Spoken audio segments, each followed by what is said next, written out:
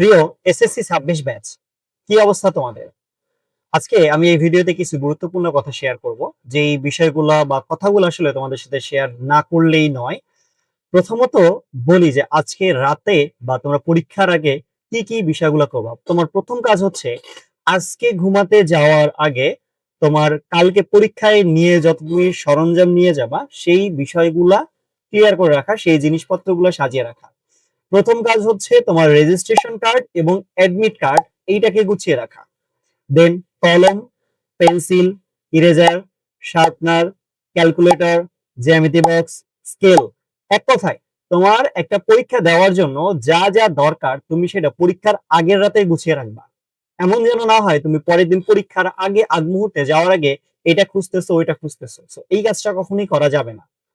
সবকিছু গুছিয়ে রাখার পর তোমার উচিত প্রত্যেকটা পরীক্ষার আগে, শুধু আজকের প্রথম পরীক্ষা বলে বলছি না, প্রত্যেকটা পরীক্ষার আগে রাত 11টা বা 12টার মধ্যে ঘুমিয়ে পড়া। দেন তুমি মিনিমাম 6 থেকে 7 ঘন্টা ঘুমানোর পর তুমি যদি 11টায় ঘুমাও তাহলে হচ্ছে 5টা বা 6টার দিকে উঠবা। উঠে যারা মুসলমান আছো, যারা মুসলিম ধর্মের আছো, তারা উঠেই ফজরের নামাজ পড়ে ফেলবা। আর যারা অন্যান্য ধর্মের আছো তারা নিজ নিজ ধর্ম অনুযায়ী প্রার্থনা করবা। দেন তুমি আগের রাতে যতটুকু পড়ছো বা যাই পড়ো না কেন, তোমার যেই বিষয়ে পরীক্ষা হোক না কেন, তোমার কাজ হচ্ছে একটু হালকা পাতলা রিভাইজ করা।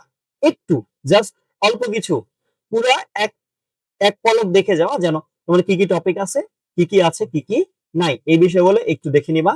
এরপর হাতে টাইম নিয়ে হাতে টাইম নিয়ে তুমি প্রস্তুতি নিবা পরীক্ষার হলে যাওয়ার জন্য। পরীক্ষার হলে যাওয়ার আগে আরেকটা কাজ অবশ্যই করবা, নফল নামাজ পড়বা, 2 রাকাত নফল নামাজ পড়বা।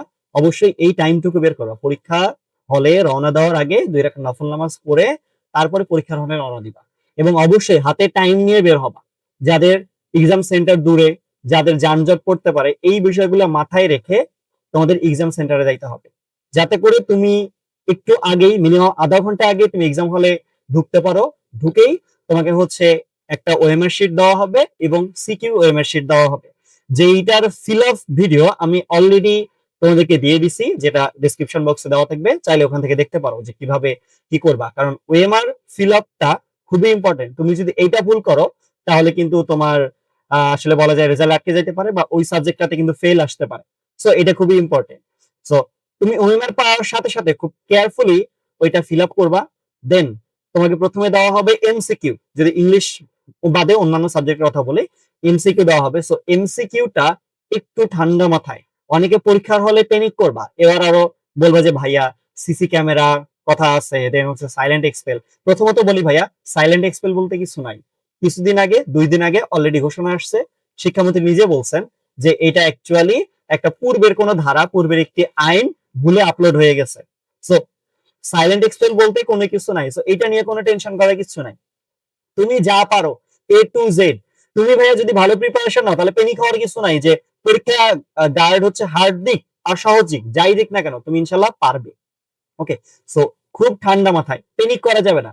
তুমি যদি একটা ভুল করো, পেনিক করো, তাহলে তুমি যতগুলা জানো সেগুলো বেশিরভাগ তুমি ভুল করে আসবা।